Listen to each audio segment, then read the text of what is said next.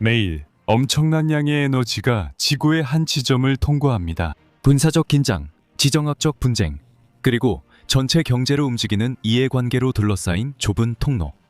오르무즈 해협입니다. 그곳을 통해 전 세계에서 소비되는 석유의 약 5분의 1 이오도마입니다. 산업을 가동시키고 도시를 공급하며 세계 경제의 흐름을 유지하는 선박들의 끊임없는 이동입니다. 하지만 문제가 있습니다. 이 통로는 일부 구간이 너무 좁아서 어떤 사고라도 전 세계적으로 도미노 효과를 일으킬 수 있습니다. 고장난 선박, 지역적 위기, 전략적 봉쇄, 그리고 몇 시간 만에 그 영향은 전 세계로 퍼집니다. 가격이 급등하고 공급망이 멈추며 시장이 경계태세에 들어갑니다. 이런 취약성 앞에서 수십 년 동안 엔지니어와 전략가들을 괴롭혀온 질문이 떠오릅니다. 만약 완전히 우회할 수 있다면 어떨까요? 오르무즈 해역. 앞으로 몇 분간 저희와 함께 지도상에서 단순해 보이는 아이디어가 어떻게 현대공학에서 가장 복잡한 것 중 하나가 되었는지 알아보세요. 오르무즈를 위한 대체 프로젝트에 대해 더 잘 이해하려면 지도를 주의 깊게 살펴봐야 합니다. 그리고 무엇보다도 그 안에 숨겨진 것이 무엇인지 이해해야 합니다. 오만의 북쪽 끝에는 오르무즈 해협 쪽으로 자연적인 장벽처럼 뻗어 있는 듯한 영토가 있습니다. 그곳은 무산단 반도로 오만의 다른 지역과는 떨어진 외딴 영토입니다. 이곳은 아랍에미리트에 둘러싸여 있으며 페르시아만으로 가는 길목에 정확히 위치해 있습니다. 한쪽에는 세계에서 가장 큰 석유 생산국들이 있고 다른 한쪽에는 바로 열린 바다로 나아가는 길이 있습니다. 그리고 이 두 지점 사이에는 어떤 지도에서는 비교적 짧아 보이는 거리가 있습니다. 어떤 지역 구분에서는 몇십 킬로미터의 땅만이 지구에서 가장 중요한 두 해상 통로를 가르고 있습니다. 바로 이 근접성이 국제지정학에서 반복적으로 제기되는 제안을 뒷받침합니다. 호르무즈 해협을 우회하는 직접적인 통로를 만드는 것입니다. 이론상 논리적 해결책처럼 보입니다. 실제로 지도를 벗어나 현실을 바라보면 새로운 질문이 생깁니다. 이 아이디어가 결코 실현되지 못하게 만든 그 땅에는 과연 무엇이 있는 걸까요?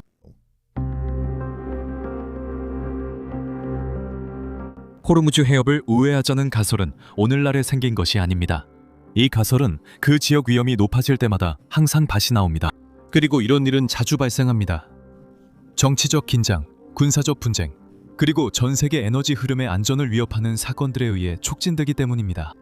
지난 수십 년 동안 이 해협은 선박 공격, 전략적 납포, 그리고 힘의 과시가 벌어진 무대였습니다. 이는 전 세계 에너지의 상당 부분이 단일 해상 통로에 의존하고 있다는 구조적 취약성을 드러냈습니다. 이 통로에 문제가 생기면 그 영향은 즉각적이고 시스템 전반에 미칩니다. 현재 미국과 이스라엘이 이란과 벌이고 있는 갈등은 최근 이 지역의 긴장을 고조시키는 사건 중 하나로 석유 가격의 급격한 상승을 초래하고 있습니다. 도미노 효과로 인해 전체 생산 체인이 영향을 받아 전 세계 경제에 압박을 가하게 됩니다. 이러한 상황에서 일부 국가는 구체적인 대안을 모색하기 위해 투자를 시작했습니다. 사우디아라비아는 국가를 가로질러 홍해까지 이어지는 송유관을 개발하여 걸프만을 거치지 않고도 수출할 수 있게 했습니다. 아랍에미리트는 푸자이라까지 직접 연결되는 송유관을 구축하여 호르무즈 해협 밖에 전략적인 거점을 만들었습니다. 이러한 해결책들은 효과적이긴 하지만 분명한 한계가 있습니다. 결국 이러한 방법들은 일부 물류 흐름을 우회시키긴 하지만 대규모 해상 운송을 대체할 수는 없습니다. 해상 운송은 여전히 석유 수송의 주요 수단입니다. 이러한 한계로 인해 더 야심찬 아이디어가 남았습니다. 단순히 우회하지 않고 항로 자체를 새로 설계하는 것입니다. 이 전략적 가설은 위기 때마다 다시 떠오르지만 공식적인 프로젝트로 자리 잡은 적은 한 번도 없습니다. 그리고 이것은 우리를 피할 수 없는 질문으로 이끕니다. 만약 이 해결책이 중동에서 그렇게 직접적으로 보인다면 실제로 무산담의 실행을 막아온 것은 정확히 무엇일까요? 어떤 기술적 분석에 앞서 출발점을 확실히 강조하는 것이 중요합니다. 현재까지 무산담 반도를 가로지르는 운하 건설을 위한 공식적인 프로젝트가 실행되고 있지 않습니다. 존재하는 것은 에너지 지정학 분야에서 반복적으로 제기되는 가설로 위기 시기에 전략적 가능성으로 다시 떠오르며 종종 비용과 실행 가능성에 대한 대략적인 추정치가 함께 제시됩니다. 그리고 바로 이 가설이 이론에서 벗어나 실제 공학의 영역으로 들어갈 때 현실적인 난관이 드러나기 시작합니다. 지도에서 그 제한은 단순해 보입니다. 몇몇 구간에서는 페르시아만과 오만만이 불과 수십 킬로미터밖에 떨어져 있지 않습니다. 처음 보면 이 거리는 직선적인 해결책을 암시합니다. 운하를 뚫어 해상 항로를 만드는 것입니다. 하지만 지도는 복잡한 지형을 단순화합니다. 무산단 반도는 평평한 사막이 아닙니다.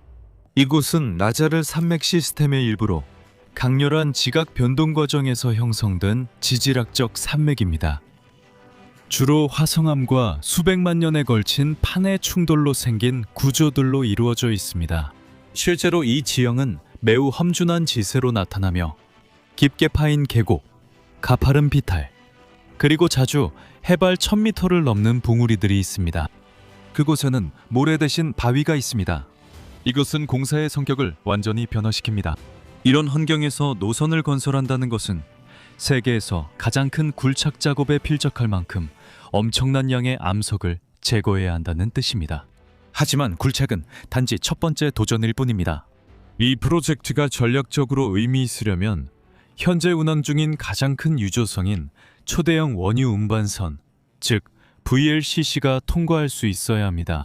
이 선박들은 길이가 300m를 넘을 수 있고 한 번에 약 200만 배럴의 원유를 운반할 수 있습니다. A profundidade navegável teria 수심은 수십 미터, 아마도 25m 이상이어야 하고 폭도 안전한 조종이 가능하도록 최소한의 오차 범위를 두고 충분히 넓어야 합니다. 운하 또한 수로의 수리학적 안정성을 지속적으로 유지해야 하며 조류, 조수의 변화, 그리고 좁은 구간에서 발생할 수 있는 난류의 영향까지도 처리해야 합니다. 이제 이런 조건을 산맥을 가로지르면서 유지해야 한다고 상상해보세요.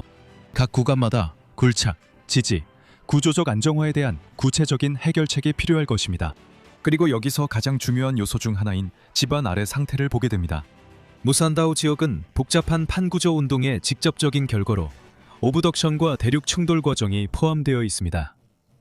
이로 인해 암석층이 겹겹이 쌓이고 단층과 구조적으로 약한 구역이 형성됩니다. 즉, 지반이 균질하지 않기 때문에 매우 정밀한 지반 공학적 조사가 필요합니다. 이러한 복잡성은 공사의 위험성을 크게 높입니다. 이 정도 규모의 구조물은 단순 굴착이 아니라 지속적인 운영이 필요하기 때문입니다. 폐적, 제방 침식, 사면 불안정, 그리고 지속적인 배수 필요성이 운영상의 일상이 될 것입니다. 다시 말해, 단순히 통로를 건설하는 것이 아니라 수십 년 동안 복잡한 시스템을 지속적으로 유지해야 한다는 의미입니다. 여기서 비용 문제가 제기됩니다. 공식적으로 확정된 연구가 없기 때문에 어떤 수치든 추정치로 받아들여야 합니다. 그럼에도 불구하고 파나마 운하나 다른 대규모 글로벌 인프라 프로젝트와 비교해 볼 때 무산다오 운하는 매우 높은 비용이 들 것으로 예상할 수 있습니다. 아마도 수백억 달러에서 많게는 수천억 달러에 이를 수도 있습니다. 하지만 어쩌면 가장 중요한 점은 비용이나 기술이 아니라 바로 그 결과일지도 모릅니다. 이 모든 도전을 극복해도 여전히 질문이 남습니다. 이 운하가 호르무즈 해협의 병목을 해결할 수 있을까요?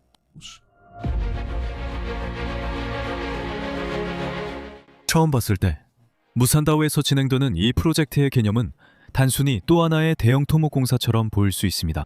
하지만 이 개념을 실제 프로젝트들과 비교해보면 그 복잡성의 규모가 더 분명해집니다. 예를 들어 수에즈 운하는 약 193km의 길이를 가지고 있으며 주로 평지에 건설되었고 모래와 비교적 균일한 태적물을 굴착하여 만들어졌습니다.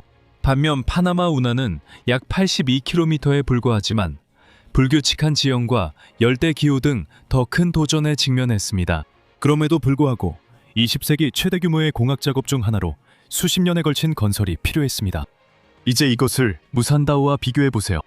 여기서는 사막을 파거나 평원을 가로지르는 것이 아닙니다. 여기서는 단단한 암석으로 이루어진 산맥을 절단해야 하며 고도 차이가 수백 미터를 쉽게 넘을 수 있습니다. 실질적으로 말하자면 산맥 한가운데에서 새로운 수에즈 운하를 뚫으려는 것과 같습니다. 수에즈와 파나마 운하는 비교적 안정적인 환경에서 운영되지만 무샨당에 있는 운하는 지질적으로 복잡한 환경에서 지속적인 유지보수가 필요할 것입니다. 수백 킬로미터를 더 적은 물리적 개입으로 통과하는 송유강과 같은 대양과 비교해보면 우리는 단순히 더 큰 공사에 대해 이야기하는 것이 아니라는 점이 분명해집니다. 과장 없이 말해서 이것은 완전히 다른 수준의 복잡성을 가진 공사입니다.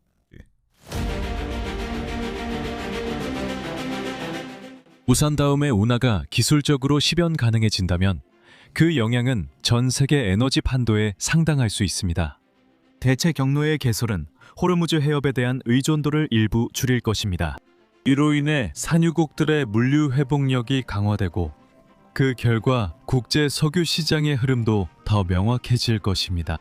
위기 상황에서는 이 대안이 완충 역할을 하여 에너지 흐름의 급격한 중단을 방지할 수 있습니다. 게다가 이 지역은 항만, 운영기지, 항해 및 에너지와 관련된 물류 서비스 등 새로운 인프라를 유치할 수 있습니다. 그 결과는 무엇일까요? 단순히 일자리를 창출하는 것을 넘어 생산망을 활성화하고 국제 자본을 유치하게 됩니다. 하지만 주의가 필요합니다. 운하가 생긴다고 해도 위험이 사라지는 것은 아닙니다. 그저 위험의 양상이 달라질 뿐입니다. 높은 비용, 환경적 도전, 그리고 지정학적 복잡성 때문에 이익이 있더라도 항상 분명한 한계가 따를 것입니다. 무산담에 운하를 건설한다는 아이디어는 지도상으로 보면 단순해 보입니다. 하지만 실제로는 지구상에서 가장 복잡한 지역 중 하나의 역학 구조를 재설계해야 할 것입니다. 산악지형, 복잡한 지질 구조, 그리고 극한의 기술적 요구사항들 사이에서 그 도전은 단순한 굴착을 훨씬 뛰어넘는 것입니다. 가장 중요한 통찰은 바로 여기에 있습니다. 전목 현상을 없애는 것이 아니라, 때로는 엔지니어링이 문제를 해결하는 것이 아니라 단지 그 문제를 옮길 뿐이라는 것을 이해하는 데 있습니다. 여기까지 영상을 시청해 주셔서 감사합니다. 무산당 지역에서 운하를 건설하는 이 아이디어에 대해 어떻게 생각하시나요? 이러한 지질학적 복잡성 속에서 중장기적으로 실현 가능할까요? 아니면 정말로 여기서 엔지니어링의 역할은 이 지정학적 상황의 진짜 문제를 단지 옮기는 것에 불과할까요? 댓글로 의견 남겨주세요. 모두 읽어보고 싶습니다. 여기서 마치겠습니다. 진심을 담아 인사드립니다. 다음 영상에서 또 만나요.